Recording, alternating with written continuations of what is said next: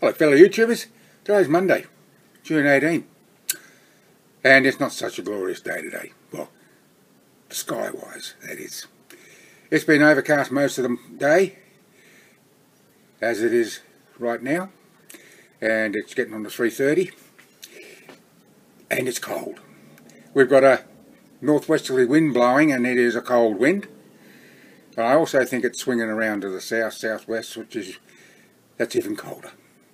Be it as it may, I am not concerned. Last night, when I got a little thermometer on the side of the shed, it's under the awning,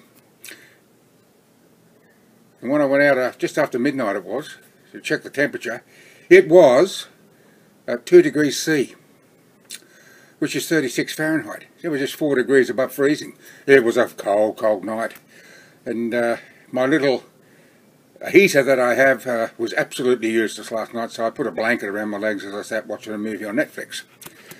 I went to bed about 1:45, I think it was. So glad to get into the warm bed. Trouble is, as I'm lying there relishing the warmth, my eyes closed, I suddenly thought about the zipper and the little sewing machine, and I realised it's not going to work. The teeth are too thick. I won't get the teeth through the sewing mechanism. I'll show you. Well, that's as close as I can probably get. You can see, but you can see there's not much of a gap there.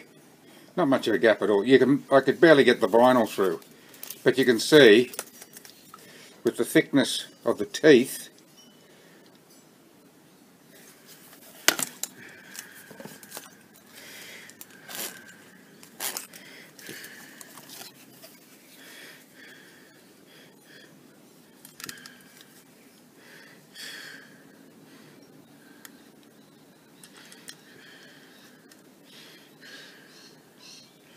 I'm not going to be able to get it under. Not going to be able to get it under. Yeah, because of the needle. See the needle there? I can't get it through underneath the needle. So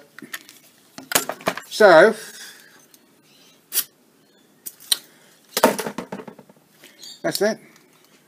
Done and dusted. Can't do it. So I'll have to see about doing it by hand, which I thought about doing in the first place. I have got a sewing tool that I've had for quite some time, quite a number of years, and I've used it for heavy sewing the leather. It might do the job. I will have to see, won't I? Well, that's that little disappointment. A big disappointment actually, but anyhow, that's the way it goes. But still, nothing ventured, nothing gained. But I should have thought of it beforehand. Now, you all know that I've recommended a particular YouTube channel, Edwin Sarkisian's. He's just the top 1 million. I like his channel a lot. I like to see him getting out there and blazing away with all these firearms that I would love to fire myself, but I can't here in Australia because they're illegal. But I can fire a couple of firearms, and right here in my backyard, and both are air rifles, and both are Jacado. One's a Model 35 in 177 caliber, and one is a Model 25 and 22 caliber. So you know what I'm going to do, just for the fun of it?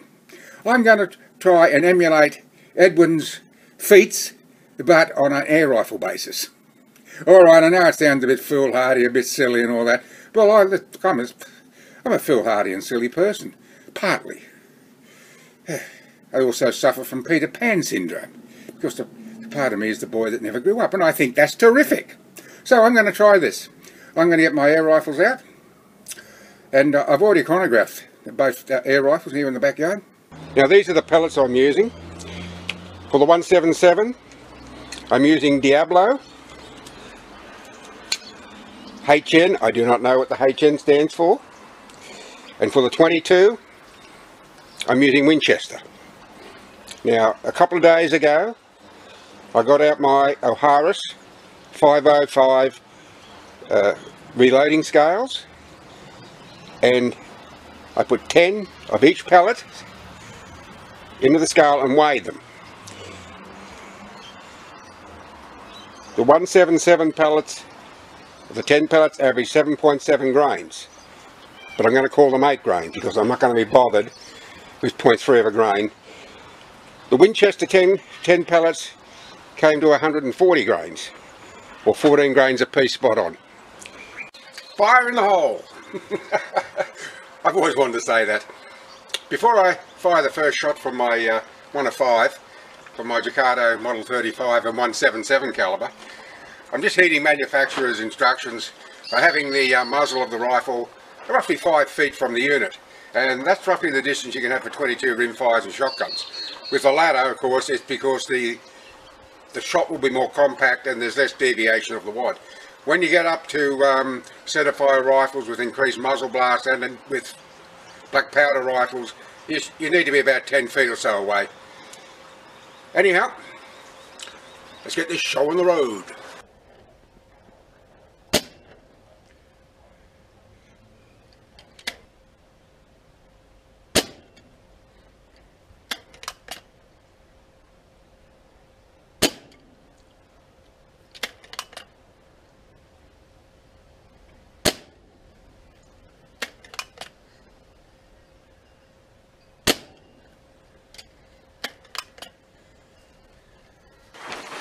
Now 5 shots from a Model 25 in 22 caliber.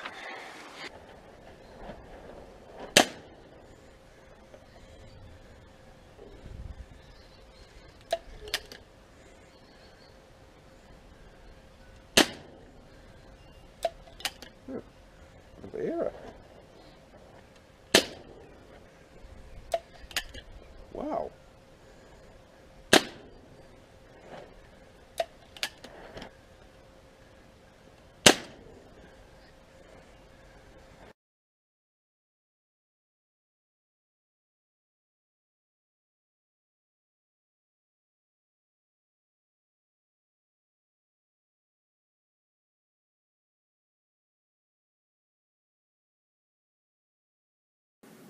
And I know that I can upload these with impunity because the police won't be bothered. You know, if I was firing a 22 rimfire, there would be problems, but I'm not going to do that. I can do that out on my cousin's property. I can fire whatever caliber I have with impunity on my cousin's property, but I'm not on my cousin's property. I'm 880 kilometres away here in the backyard of Coffs Harbour, where there are 70,000 people. But I will have no problems with the 2 air rifles. So there could be oodles and oodles of these videos popping up, or they will be inclusive in other uploads. I don't know. We'll just have to wait and see. Oh, my tea's getting cold. Excuse me. You can see the steam coming off it, can't you? It was a little bit too strong, so I had to take it up and put a little more milk in and re-nuke it. And it's a different tea too. I had a packet of Kinkara. It's a very fine leaf tea, and you can certainly taste the difference. And it's not as good as Narada. Excuse me. Holy smoke, that's hot. I think I put too much milk in it this time. Yeah, you can't win. You just can't win. Just like it is with this iPad holder that I used, well, to hold the iPad, of course, but mount it to the tripod. I went to pick up the iPad. The iPad's always on the holder, or in the holder. And I went to pick it up not more than half an hour ago. I dropped it, and this part broke off. That's the part that goes on the other corner up here. Up here. They're $50 down the tube. Not entirely, because I had some Velcro here, and I simply put Velcro on the cross member that runs across here, and on the back of the iPad, and Bob's your uncle. I'm trying to think of the word. Versatile? No, that's not the word. I can, you know, I can adapt to things. I got a pretty lateral way of thinking. Although I don't think that was a lateral way of thinking. That's just in common sense. I'll use some Velcro to stick it on. It works just fine. Anyhow, well, that's about it. So I want to thank you for watching. And until next time. A Granville? Fetch a cloth. Bye for now. Oh, that reference at the Granville, Fetch a Cloth, that's from an English TV show called Open All Hours. It had starred Ronnie Barker and David Jason. David Jason went on to star in The Darling Buds of May, and probably more well known as Inspector Frost. Just a little bit of trivia there for you.